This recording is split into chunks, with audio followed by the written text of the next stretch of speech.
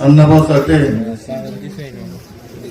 महात्मा ज्योतिबा फुले, स्वर्गीय बाळासाहेबजी ठाकरे यांना नतमस्तक होऊन विचार मंचावर उपस्थित असलेले आरोग्यमंत्री, बाकीचे कार्यसम्राट म्हणतात पण मी दानशूर म्हणतो, त्यांच्या एवढी दानत आजपर्यंत मी कुठंच बघितली नाही. म्हणून असे आपले आमदार तानाजीराव सावंत साहेब, जिल्हा प्रमुख दत्ताअण्णा साळुंखे, आत्ताच दुपारी आपण उबाटा गटातनं आपल्या पक्षात प्रवेश केलेले आमचे जुने सहकारी मेघराजदादा पाटील, त्या गटाचे उमेदवार. मित्रांनो, 8 वर्षानंतर ही पहिल्यांदा आपल्या कार्यकर्त्याची निवडणूक होत आहे आणि ह्या निवडणुकीत 8 वर्ष झालं ही लांबणीवर पडलेली निवडणूक फक्त कार्यकर्त्यासाठी असतील. ह्या कार्यकर्त्याच्या निवडणुकीत 2 बलाढ्य असं पत्रकार म्हणतात असे 2 व्यक्ती आलेले आहेत. पण मला एक म्हणायचंय की ते सर्कलची नसताना सुद्धा आपल्या सर्कलमध्ये एंट्री केली, करून द्या, दमबाजी करतात, हे करतात, हे अण्णाने आता मला आता ऐकलं. पण मला असं बोलायचंय मित्रांनो की आपल्या गटातला गोरगरिबांनी इलेक्शन लढायचं का नाही. त्यांनी जर असं पैशाच्या जीवावर जर आपल्याला धमकवून डॉक्टर बाबासाहेब आंबेडकरने आपल्याला जो मताचा अधिकार दिलाय, त्या अधिकार कशासाठी दिलाय, त्याचा वापर करण्यासाठी आपल्या गोरगरीब जनतेसाठी दिलेला आहे.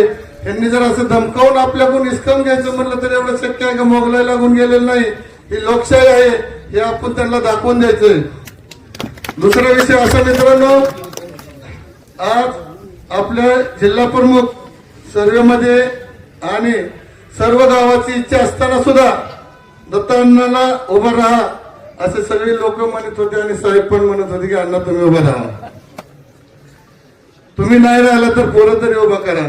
पण अण्णांनी स्पष्ट शब्दात सांगितलं की साहेब माझं आता 65 वर्ष वय, मला जनतेने खूप दिलंय.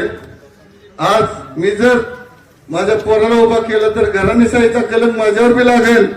त्याच्यामुळे मी माझ्यावर जी कार्यकर्त्यांनी उपकार केल्यात त्या उपकाराची परतफेड करायसाठी मी आता कार्यकर्त्यांच्या पाठीमागे उभं राहून त्यांना निवडून आणणार त्याची तुम्हाला दावा देतो. यावेळेस मी उभा राहणार नाही, तुम्ही सांगता त्या कार्यकर्त्याला उभा करा, मी त्यांना निवडून देतो. अण्णा, आजपर्यंत मी पहिल्यांदा तुमच्यासारखा माणूस बघितला, नाहीतर तुम्ही बघितला असेल 25 वर्ष खासदार आमदार असतील तरी बी आणि जिल्हा परिषदचे अध्यक्ष व्हायसाठी तडपडत्यात तुम्ही धाराशिवला बघितलं असेल. सगळी पदं त्यांनाच पाहिजे असतात, पण तुम्ही एकमेव असे व्यक्ती आहात की कार्यकर्त्यासाठी आणि कार्यकर्त्याला निवडून आणण्यासाठी झटत आहात. तरी मित्रांनो, माझं एवढंच म्हणणं आहे की आज 7 तारखेला मतदान आहे.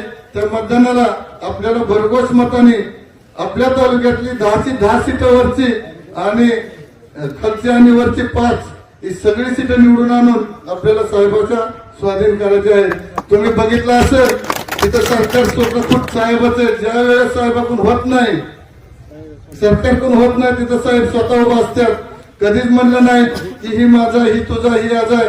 मग सगळं इतकं करून सुद्धा साहेबाच्या मतपेटीतनं असं का दिसतं हे साहेबाला खंत वाटते.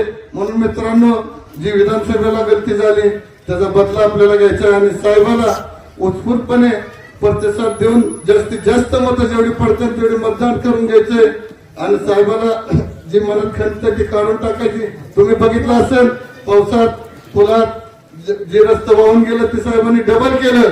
म्हणलं ना की आताच करता, आता आणि कसा करायचा, आणि स्वतः पदरनं केलं. पहिल्यांदा सगळ्यात जास्त मदत साहेबांनी केली. दुसरी झाली फोटो काढलं, तुम्ही बघितलं असते पाण्यात जायची, बुडा लागल्याने धावायची, तिथं मुक्काम करायची. पण खरं सत्य काय हे तुम्ही सगळ्यांनी पाहिलं आहे.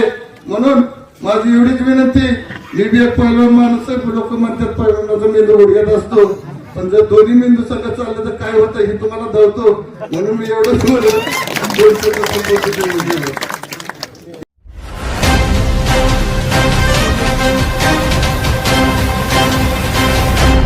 लोकशक्ती, सत्याचा वेध घेणारं आपलं हक्काचं चॅनल.